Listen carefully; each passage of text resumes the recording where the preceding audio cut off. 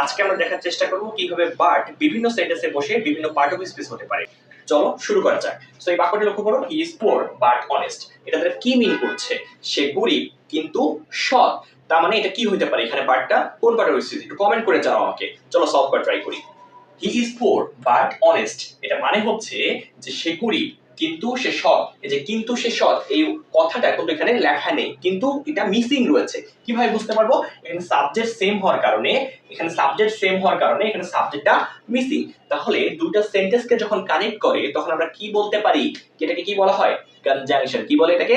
Conjunction বলা হয়ে থাকে। তার মানে এই বাক্যের মধ্যে এটা হচ্ছে কনজাংশন। এবার সেকেন্ড ওয়ানে আসি, চলো এবার দ্বিতীয় বাক্যটা লক্ষ্য করি। চলো, no one but he solved the questions. So এখানে এটা দ্বারা কি বোঝাচ্ছে? যে কেউই না কিন্তু সে কোশ্চেনটা সলভ করেছে। দেখো এই বাট দ্বারা মূলত এখানে কিন্তু বোঝাচ্ছে না, কি বোঝাচ্ছে? এটা দ্বারা বোঝাচ্ছে মূলত এক্সেপ্ট। কি বোঝাচ্ছে? এক্সেপ্ট। এক্সেপ্ট মানে হচ্ছে ব্যতীত, উইদাউট, ছাড়া। তার মানে কি হবে এটা তাহলে? প্রিপজিশন। কি হবে? প্রিপজিশন। নো ওয়ান, কেউই সলভ করতে পারেনি কিন্তু সে ছাড়া। তার মানে কি? এই হিটা সলভ করতে পারছিল। তার মানে এটা হয়ে যাবে তখন প্রিপজিশন। কি হয়ে যাবে? প্রিপজিশন। প্রিপজিশন। ওকে, এবার থার্ড বাক্য লক্ষ্য করি। কি বলা হচ্ছে? He is but a child. সে কিন্তু একজন শিশু। এমন মিন করছে? না, আসলে এমন মিন করছে না। এই বাট দ্বারা মূলত বোঝাচ্ছে যে অনলি। এই বাট দ্বারা বোঝাচ্ছে কি? অনলি মানে একমাত্র। সে হচ্ছে একমাত্র সন্তান, তাই না? একমাত্র সন্তান। তাহলে কি হতে পারে বলতো? এখানে কি এই যে ভার্বকে মডিফাই করছে, তাহলে কি হয়ে যাবে এটা? কি হবে? একটু কমেন্ট করে জানাও আমাকে, কি হতে পারে?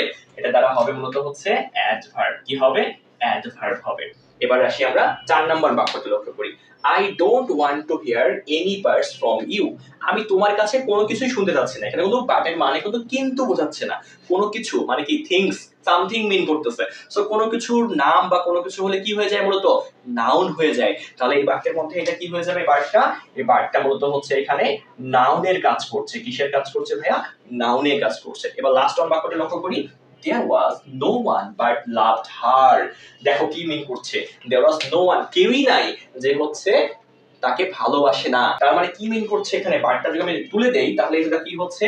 যে আসতেছে। বাংলা বলতে গেলে কি চলে আসে? যে। যে বাংলা চলে গেলে যদি যে আসে তাহলে যে দ্বারা মূলত আমরা কি মিন করি বলতো?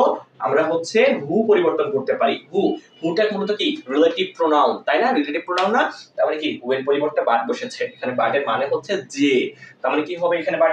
বাটটা এখানে আর কিন্তু আমাদের অন্য কিছু বলতে পারবো না। এটাকে বলা হবে তাহলে রিলেটিভ প্রোনাউন। কি বলা হবে? Relative pronoun. তাহলে আশা করছি বিষয়টা তোমাদের কাছে ক্লিয়ার হয়ে গেছে। যদি বুঝে থাকো তাহলে কমেন্টে অবশ্যই ডান লিখে দিবা, এবং কোনো জায়গায় বুঝতে সমস্যা হলে কমেন্ট করে জানাও। দেখা হচ্ছে অন্য কোনো ভিডিওতে। Till then, by.